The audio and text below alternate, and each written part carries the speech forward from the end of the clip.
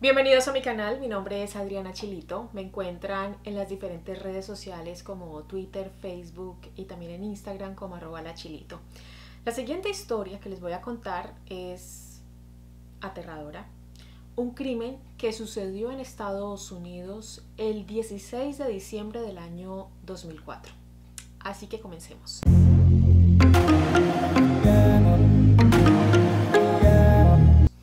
Hablemos primero que todo de las implicadas. Se trata de Lisa Marie Montgomery, quien fue hasta el pasado 13 de enero de 2021 la única mujer en el corredor de la muerte. Después de casi 70 años fue ejecutada en virtud de la legislación federal. A propósito, esta fue una de las últimas voluntades del presidente Donald Trump. Lisa nació en Kansas, Estados Unidos, el 27 de febrero del año 1968. Tenía 36 años al momento de los hechos. Su vida estuvo marcada por la violencia, el abuso sexual, enfermedades mentales sin tratar y falta de protección por parte de la sociedad que, según argumenta su defensa, pudieron haberla llevado a cometer sus acciones. Desde muy pequeña hasta su adolescencia, Judy Shaughnessy, su madre, golpeaba y atormentaba a todos sus hijos. Judy incluso, orgullosa, declaró a los investigadores que las primeras palabras de su hija habían sido "no me pegues, duele". Diane, la hermana mayor de Lisa, contó que cuando eran niñas, su madre las golpeaba y las castigaba cruelmente. Por ejemplo, en una oportunidad, la tiró a la calle desnuda y en plena nevada. En una entrevista para Elle, Diane contó que a medida que Lisa y ella iban creciendo, su madre se volvió cada vez más abusiva. Las golpeaba con escobas y cinturones o con cualquier objeto que tuviera cerca. En palabras textuales de Diane, me clavaba el dedo en el pecho una y otra vez en el mismo lugar hasta que me lastimaba. Me obligó a comer cebollas crudas hasta que lloraba. Ella nos golpeaba y gritaba.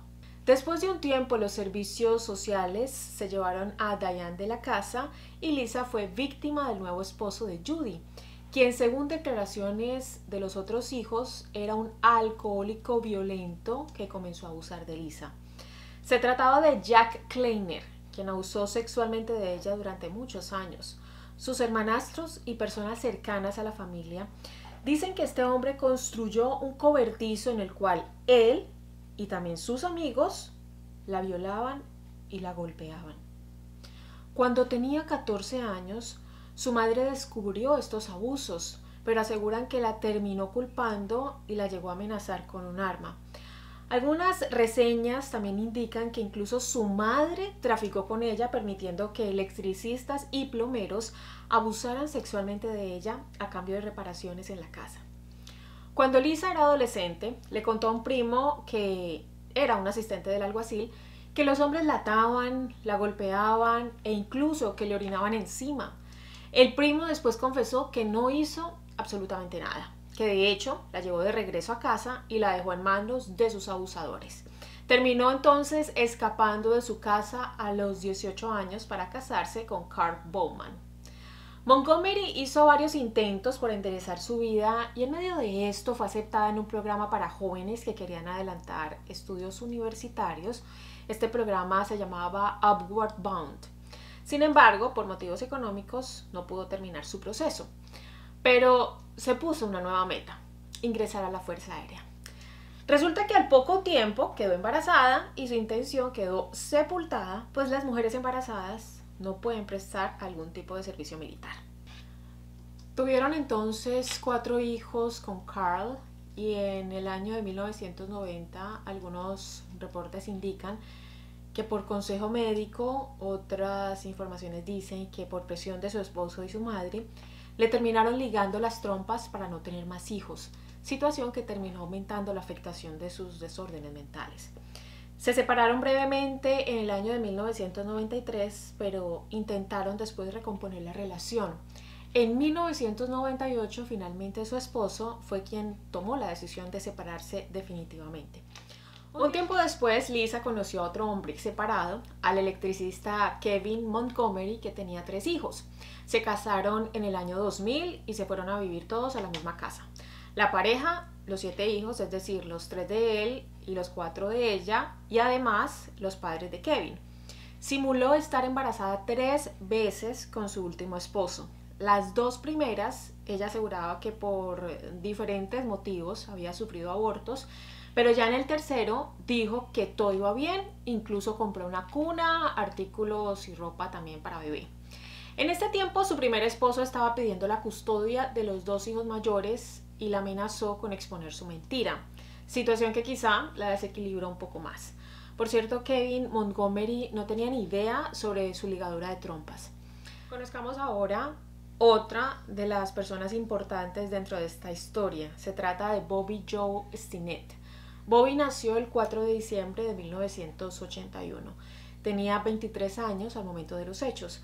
Sus amigos y familia la describen como una persona inteligente, tímida, tenía un hermano menor al que quería demasiado y se casó con Seb Stinnett, un amigo de toda la vida, en el año 2003, 2 años después de haber terminado la secundaria con honores.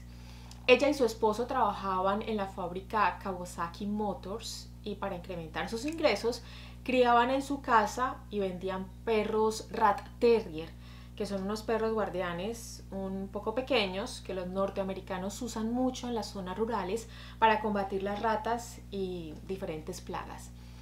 Llegamos entonces al año 2004 cuando suceden los hechos. Bobby Joe y Lisa se conocieron online en un chat de perros de la raza que se llamaba Ratter Shatter. Intercambiaron correos electrónicos y durante algún tiempo compartieron charlas. En este chat, en donde ambas coincidían, Bobby anunció que estaba feliz esperando la llegada de su primer hijo para enero del año 2005. Otra participante del grupo, Lisa Montgomery, también aseguró que esperaba mellizos, pero que uno había muerto y que esperaba dar a luz al que había sobrevivido en el mes de diciembre. Las mujeres entonces conversaban en varias oportunidades porque todo indicaba que ambas tenían muchas cosas en común. En abril del año 2004, Bobby Joe y Lisa, con sus embarazos apenas comenzando, se encontraron en un show de Rat Terrier en Abilene, Kansas. Hay imágenes incluso de este show canino en el que se ven a las mujeres juntas. El esposo de Bobby también estuvo en este evento.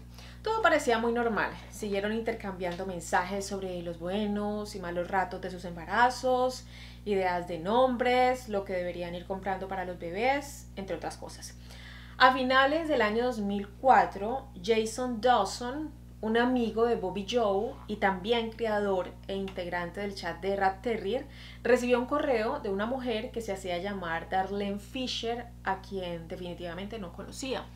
Esta mujer le preguntó a Dawson si conocía a alguien que tuviera un criadero de perros Rat Terrier, pues sus hijos querían uno.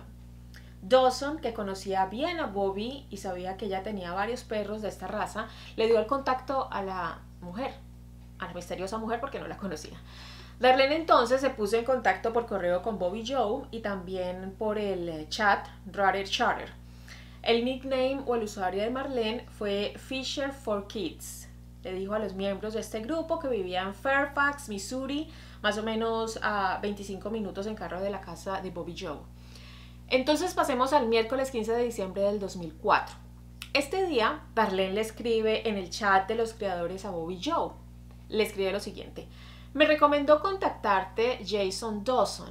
Como no pude encontrarte por mail ni por teléfono, te escribo por acá. Por favor, contáctate conmigo cuanto antes porque estamos considerando comprarte uno de tus cachorros y quisiera hacerte un par de preguntas. Bobby Joe entonces, según dice su familia, era muy cuidadosa y también exigente con sus ventas porque definitivamente adoraba a sus perros. Ese mismo día más tarde le respondió lo siguiente a Darlene: Darlene, te mandé por mail la dirección, así podemos encontrarnos. Espero que este mail te llegue. Un placer chatear contigo por Messenger y espero seguir haciéndolo mañana. Gracias. Hablemos pronto, Darlene. Que tengas una linda tarde, Bobby. Esto fue el mensaje que le escribió Bobby a Darlene en el chat. La cita era para el día siguiente entonces, el jueves 16 de diciembre del 2004 a las 2:30 de la tarde. Llegamos entonces al día de los hechos. El día empezó normal. El esposo de Bobby Joe, Seb, salió a trabajar como siempre y dejó a Bobby con los perros y esperando esta cita con la tal Darlene Fisher que quería ver a los cachorros. A las 2:15 de la tarde, Bobby estaba hablando con su madre, llamada Becky Harper, por teléfono. Le estaba contando que esperaba la cita con Darlene cuando en ese preciso instante tocaron la puerta. A las 2:30 de la tarde cortaron la comunicación. Esta sería la última vez que ambas podrían comunicarse, pues cuando Bobby abrió la puerta y le dio la espalda a la supuesta Fisher para hacerla pasar y para llevarla hasta donde estaban los cachorros, esta se abalanzó sobre Stinnett, le enroscó en el cuello una cuerda rosada y comenzó a estrangularla hasta que Bobby dejó de luchar y cayó al piso. En medio de este forcejeo, la víctima le arrancó con sus manos mechones de pelo a su atacante. Con Bobby inconsciente, Lisa, con un cuchillo de cocina, comenzó a abrir su vientre y una vez que la herida estaba lo suficientemente grande, extrajo a la bebé y cortó el cordón umbilical. Luego, en una cobija, envolvió a la recién nacida y se fue corriendo hasta su auto, un Toyota Corolla rojo, y se marchó. Tuvo que conducir aproximadamente unos 200 kilómetros. Hay varias versiones del hecho y en una de ellas entregada por parte de Mary Chase, quien era la jefe médica y perito forense del condado St. Louis, quien aseguró que después de haber visto la escena del crimen, pudo concluir que Bobby Joe luchó y se defendió mucho más de lo que todos creían. Dijo que con el primer intento de ahorcamiento pudo haber caído desmayada mientras Lisa hacía la primera incisión, pero mientras ésta la atacaba, ella recobró la conciencia y desesperada intentó pararse para defender su vida y la de su bebé. Lisa volvió a la cuerda rosada entonces que había llevado y la apretó con más fuerza para finalmente terminarla de asfixiar.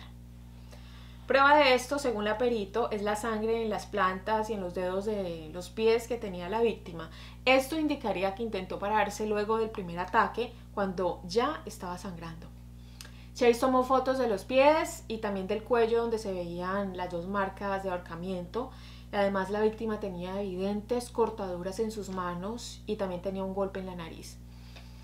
Pasaba entonces el tiempo y su hija no pasó a buscarla por el trabajo, a Becky Harper, como ya lo habían acordado.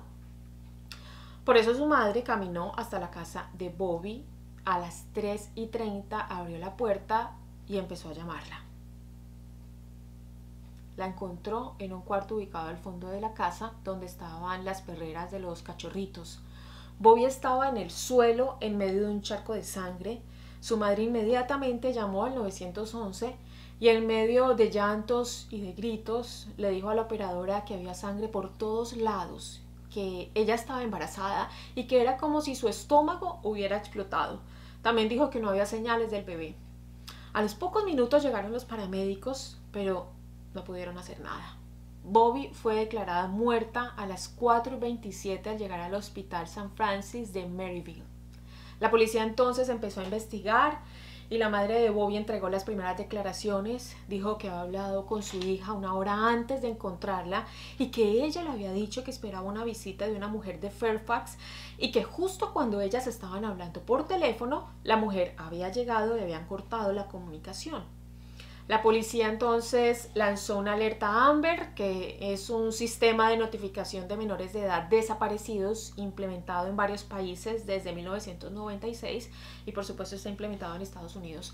Los expertos han indicado que las primeras horas son vitales. Por eso esta alerta se emite lo antes posible y es transmitida por diversos medios como por ejemplo televisión, radio, por mensajes, correo electrónico, pantallas electrónicas, entre otras cosas. Por ejemplo, me han llegado a mi celular diferentes alertas. A la hora que sea, te puede llegar la alerta Amber, al televisor, a donde sea.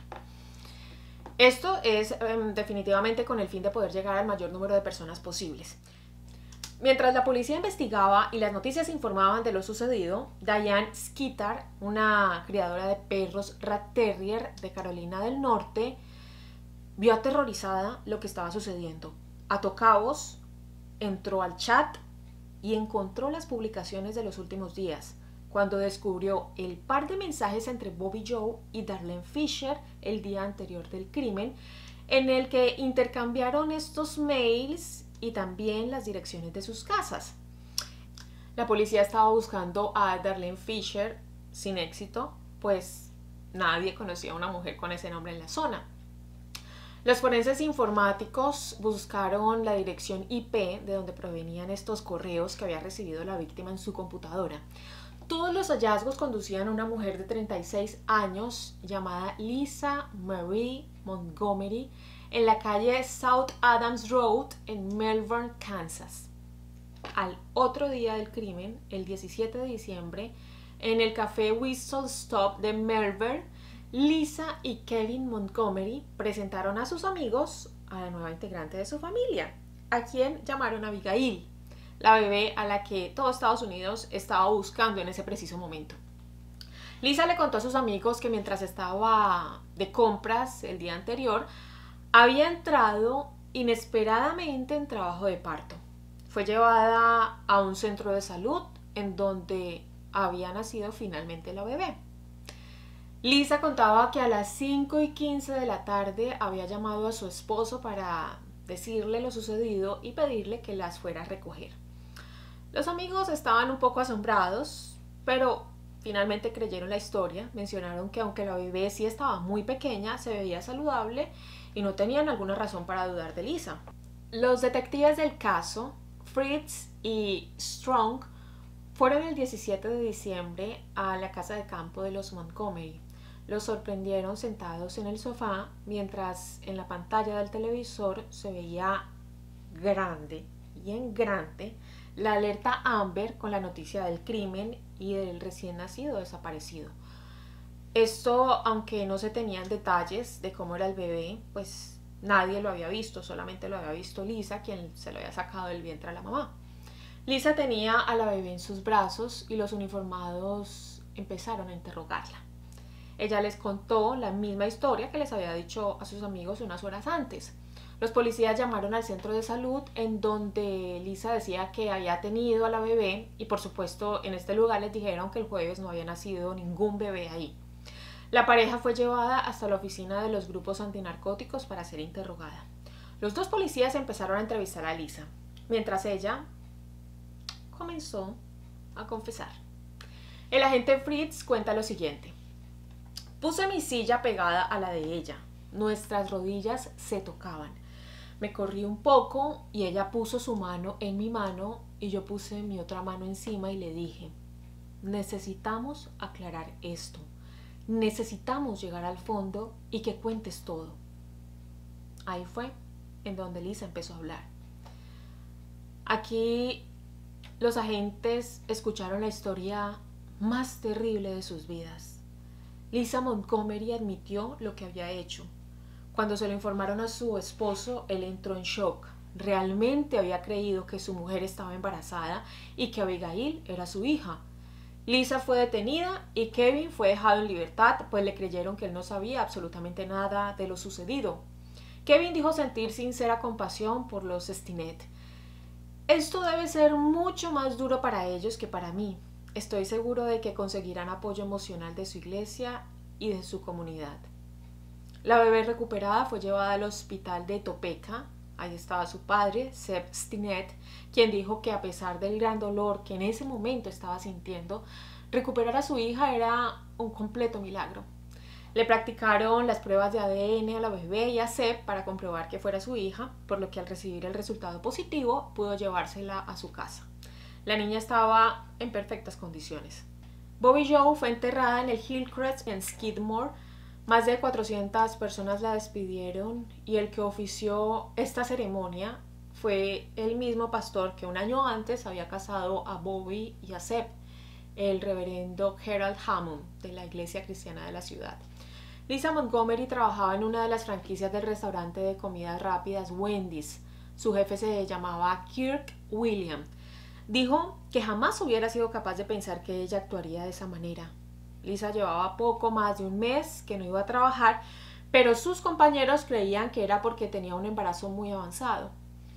En el juicio contra Lisa testificaron en su contra varias personas, entre ellos sus dos maridos, la ex de uno de ellos y el amigo de Bobby Joe, Jason Dawson, quien recordemos que fue la persona que estableció contacto entre esas dos mujeres.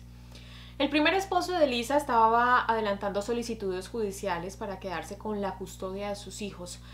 Este hombre aseguró que su exmujer no podía quedar embarazada porque en el año de 1990 se había ligado las trompas después del nacimiento de su último hijo, que nació sietemesino. Sin embargo, después de esto, Lisa, que estaba acostumbrada a mentirle a todo el mundo, inventó 5 embarazos más, 2 mientras estaba casada con Bowman y 3 con Kevin. Las autoridades creen que las amenazas de su primer esposo, quien decía que iba a desmantelar sus mentiras, que la iba a exponer, la habrían llevado a cometer el crimen, pues se cuenta que un día antes del crimen, Lisa llamó a Bowman y le dijo que esta vez sí le iba a probar que ella no mentía, que tendría un bebé y que él estaba equivocado. Kevin por su parte dijo que Lisa había fingido 3 embarazos y que él le había creído las 3 veces. Aunque también dijo que en una oportunidad un familiar de Lisa le había dicho que ella se había ligado las trompas, pero que él no sabía qué significaba eso exactamente. La exmujer de Kevin, Lori Caldwell, quien también declaró en contra de Lisa, dijo que ella estaba segura que sus embarazos siempre habían sido falsos y que Kevin no tenía suficientes recursos sociales para manejar a Lisa, pues era fácilmente manipulable. En medio de todo este caos, la defensa intentaba encontrar salidas al asunto. Intentaron culpar al hermano de Lisa, pero este tenía una coartada, así que quedó descartado inmediatamente. Contactaron a un neurocientífico muy reconocido llamado Vilayanur Ramachandran, quien testificó e hizo referencia a las agresiones y múltiples golpes que Lisa había recibido en la cabeza por parte de sus padres y también por parte de sus parejas. Esos abusos pudieron haber tenido un grave efecto físico y haber afectado su cerebro en la región que controla las agresiones. Mencionaron que Lisa padecía de pseudociesis o embarazo psicológico, una condición mental que puede llevar a una mujer a presentar síntomas de embarazo y de creer falsamente que está gestando un bebé. Lisa además alegaba a su defensa que sufría de depresión, de desorden de personalidad y también de síndrome postraumático. Todo un conglomerado que esperaban sirviera para evitar la pena de muerte. Sin embargo, el fiscal y expertos de la acusación condenaron estos argumentos y los señalaron como indignantes. El fiscal Mate Whitworth aseguró que Lisa Montgomery planeó el asesinato con premeditación y que los abusos que había sufrido no eran causa suficiente para explicar este crimen. En su computadora habían encontrado búsquedas de internet sobre cómo practicar una cesárea. El sheriff Ben Espey, quien fue uno de los primeros en llegar a la escena del crimen, dijo que Bobby Joe tenía heridas dentadas en su abdomen bajo. Su estómago había sido brutalmente abierto. Finalmente, Lisa fue juzgada por un delito federal porque la planificación y el crimen ocurrieron en 2 estados diferentes, secuestro terminado en muerte. Fue el 22 de octubre del año 2007 que el jurado la encontró culpable de asesinato y el 26 de octubre recomendó para ella la pena capital. El 4 de abril del año 2008, el juez Gary Fenner la sentenció oficialmente a muerte. El 19 de marzo del año 2012, el Tribunal Supremo de los Estados Unidos negó una petición de clemencia que hizo Montgomery. La historia de Bobby Joe y Lisa fue cubierta ampliamente por los medios de comunicación. Incluso llegó al programa de televisión de Larry King, quien a propósito también falleció hace poco después de contraer coronavirus. En este show contaron que Bobby Joe era la tercera persona de la familia en ser asesinada. Una prima le había asesinado a su novio y otra había desaparecido para luego ser hallada muerta. A la pequeña que Lisa había nombrado Abigail, su padre Seb decidió llamarla Victoria Joe Stinnett, un nombre que, según él, evoca el milagro ocurrido aún experimentando la más horrenda de las pesadillas. Es así como casi después de 70 años, el 13 de enero del año 2021, Lisa Montgomery, con 52 años de edad, quien era la única mujer en el corredor de la muerte, fue ejecutada en Texas por el gobierno federal de los Estados Unidos. El número carcelario que la identificaba era el 110-72031. Fue sentenciada a muerte por inyección letal en 2007 y su fecha de ejecución había sido programada para el 8 de diciembre del 2020 inicialmente. Sin embargo, varias apelaciones habían permitido aplazarla. En el mes de octubre había sido trasladada a una celda especialmente diseñada para que no se suicidara antes de su fecha de ejecución. Las luces blancas que tenían esta celda nunca se apagaban y no le permitieron ingresar ningún artículo, solo el delantal de plástico con cintas adheribles que portaba como ropa. Era vigilada por policías masculinos 24/7, incluso cuando iba al baño. Su salud mental se fue deteriorando tanto que en sus últimas semanas decía escuchar a su madre y a su padre regañándola y que Dios se comunicaba con ella por medio de juegos. El lunes 11 de enero fue trasladada para su ejecución portando esposas en manos y pies, además de también un cinturón de seguridad, y custodiada por oficiales federales. Reportes aseguran que para ese momento ya no tenía comprensión alguna de la realidad. Horas antes de la ejecución se le negó el derecho de ver a su representante espiritual. Cuando comenzó el proceso de ejecución, una mujer que estaba de pie junto a ella le quitó la mascarilla y le preguntó si quería decir unas últimas palabras. No, dijo Montgomery en voz baja. En medio de este caso hay una gran polémica porque, según los defensores de Montgomery, ejecutar a personas con graves discapacidades mentales e individuales constituye una violación del derecho y las normas internacionales. Lisa nació con daño cerebral, padecía una enfermedad mental y sufrió graves abusos a lo largo de su vida. Las personas cercanas a la víctima del terrible crimen cometido por ella tenían todo el derecho de ver cómo rendía cuentas, pero en un juicio justo y sin recurso a la pena de muerte. También mencionaron que no ha sido la primera vez. Después de 17 años, la administración Trump reanudó las ejecuciones federales en el 2020. En 6 meses, 11 personas fueron ejecutadas en virtud de la legislación federal, más que todo el país en todo el año 2020. Todos estos casos, además, han estado marcados por el sesgo racial, las condenas a personas con graves discapacidades mentales e intelectuales y la inadecuada asistencia letrada, factores que caracterizan a la pena de muerte en Estados Unidos. El caso de Lisa Montgomery es un ejemplo más del sinsentido que es la pena de muerte. Tan solo un día antes, el juez federal James Hanlon ordenó la suspensión de la ejecución con el objetivo de que pudiera tener lugar una audiencia de competencia sobre el caso. Sin embargo, tan solo unas horas después, la Corte Suprema de Estados Unidos levantaba la suspensión dictada por el juez Hanlon. Numerosas personalidades, como por ejemplo las actrices Scarlett Johansson o Susan Sarandon, habían pedido clemencia al presidente, una clemencia que nunca llegó. En todo el mundo los países se están alejando cada vez más de la pena de muerte. En los Estados Unidos, 22 estados han abolido la pena de muerte, mientras que en los 50 estados la gente lucha incansablemente para poner fin a este castigo totalmente fuera de época. Debemos reconocer la ejecución de Lisa por lo que fue, una muestra del vicioso e ilegal ejercicio innecesario del poder autoritario. Después de la ejecución federal de Lisa, tuvieron lugar otras dos, una en la noche del 14 de enero, la de Corey Johnson, quien sufría una discapacidad intelectual y fue ejecutado mediante inyección letal a pesar de que sus pulmones habían quedado dañados por una infección provocada por el COVID-19 en el mes de diciembre del año 2020. La otra, la de Dustin Hikes, el 16 de enero del año 2021. Hasta aquí esta historia de Lisa Montgomery. Coméntenme en la cajita que van a encontrar aquí abajo qué opinan de esta historia, qué opinan de las ejecuciones federales, ¿están de acuerdo? ¿Conocían esta historia? Recuerden también darle like a este video si les ha gustado la investigación, suscríbanse a mi canal, activen la campanita de notificaciones y no olviden compartir la información. Nos vemos en un próximo video. Hasta pronto.